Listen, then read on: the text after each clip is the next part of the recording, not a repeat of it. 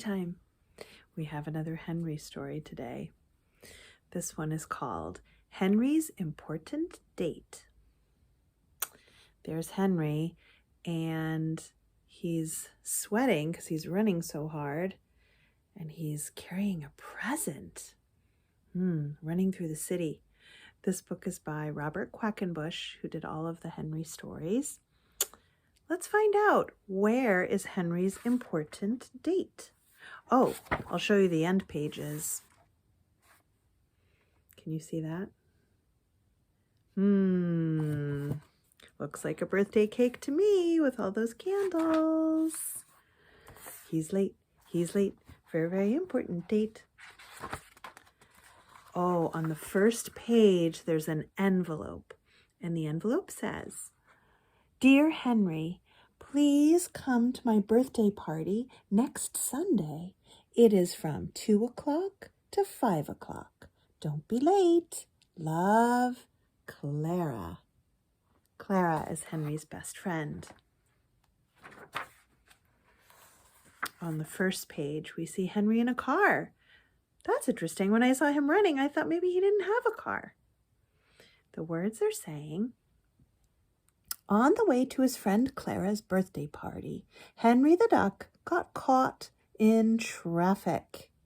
It looks like he might even be beeping his horn with his little wing. This is funny. I'm noticing everybody in the other cars is also an animal. I love stories when animals are acting like people. Those are so funny. The traffic jam got worse and worse. Uh-oh. Henry did not want to be late because he had Clara's birthday cake. But the party was to start at 2 o'clock and it was already 10 minutes to 2. So that means he only has 10 minutes to get to the party before he'll be late. And he has the cake. Uh-oh. What's happening here? It says, at 5 minutes to 2, Henry saw a parking space and began parking his car. He thought that if he ran to a quieter street, he would find a taxi to take him to the party. So he's thinking, well, I should just leave my car and get into a taxi instead, so that'll be faster. Then I won't have to park when I get to the party. Well, at exactly 2 o'clock, can you see the clock there? When the little hand is pointing to the 2 and the big hand is pointing up at the 12, that means it's the hour, so it's 2 o'clock. Henry's car was parked, but he remembered that the birthday cake was inside. And so were his keys. He had locked the keys and the cake inside the car. Oh no, he can't unlock the car if the keys are on the inside. That is a bad mistake. It happens to grown-ups a lot, but it's never good when it does. At 8 minutes after 2, Henry tried to pry open a window, but the window broke. "Stop in the name of the law," called a police officer. He thought Henry was a car thief, so Henry showed the officer his driver's license. It said Henry the Duck. So the policeman let him go. So I guess the policeman believed him that it was his car. Now, there's a piece of paper inside the car that would have his name on it, but I don't know if the policeman saw that. It does look like he might be breaking the window on purpose to steal the car, but that wasn't what was happening. Well, oh my, now I guess he just left. He grabbed the cake and he just left his car with the broken window. At 20 minutes after 2, Henry ran to get a taxi, but everyone was full. Oh, Henry's having so many problems. When a bus came along at 2:30, Henry decided to take it. He climbed aboard and heaved a sigh of relief. At last, he was on his way to Clara's party. Do you think there'll be more problems? Oh no. At 20 minutes to 3, the motor sputtered and then stopped.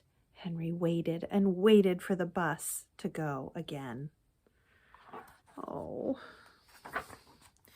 Henry wondered, would he ever get to Clara's party?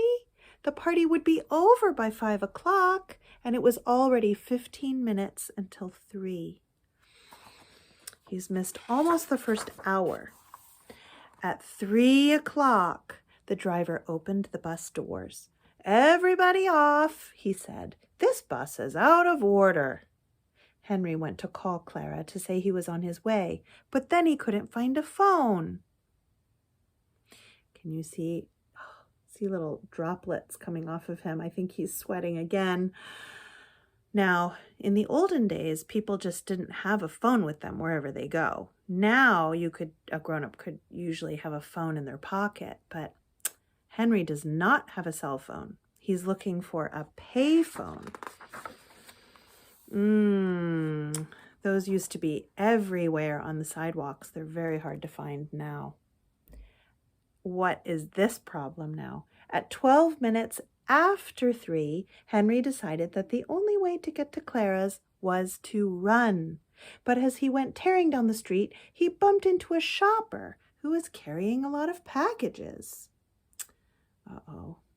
The shopper probably couldn't see Henry because of all the packages, and Henry was going too fast to stop. Oh no. Well, of course, Henry helped the shopper pick up her packages at 20 minutes past 3, and then he ran on with his own. The shopper thought Henry had one of her packages. "Stop, thief," she said. He has his cake box, I hope, and she's thinking that that's one of her packages. Strange that in this story, 2 people thought he was stealing things. Oh my. A crowd began chasing Henry, and they caught up with him at 25 minutes after 3. A police officer was called. It was the same one as before. At 3:30, Henry opened the package to show that it was his. When the shopper saw the cake, she said she was sorry about the mistake. Once again, the policeman let Henry go, and Henry ran as fast as he could. So many delays. At 10 minutes until 4, Henry got to Clara's apartment house. He jumped on the elevator and pushed the button to Clara's floor. But halfway there, the elevator got stuck. Oh no. Henry pushed the bell for help. A mechanic came to help him at 4 o'clock. Oh dear. Finally, he was out. At 4:30, Henry was out of the elevator and racing up 8 floors to Clara's apartment, and he rang the bell. Clara opened the door. "Oh, happy birthday, Clara," said Henry. "I'm sorry I'm late." "Late?" asked Clara, surprised. "But, Henry, my birthday's not until tomorrow." Henry couldn't believe it. He fell over. After all that running around and running up the stairs, and his heart was beating so fast, being stuck in the elevator, being chased. He's exhausted, and he can't believe it that he had the wrong day. Now, actually, that is probably very lucky for Henry that he had the wrong day, because maybe Clara can just keep the cake, and Henry will not be late for the party because it hasn't happened yet. Maybe Henry should do a sleepover at Clara's house to make sure he doesn't miss it tomorrow. Seems like he lives pretty far away from her. Thanks for coming to Story today. I'll read you another one on another day. Bye.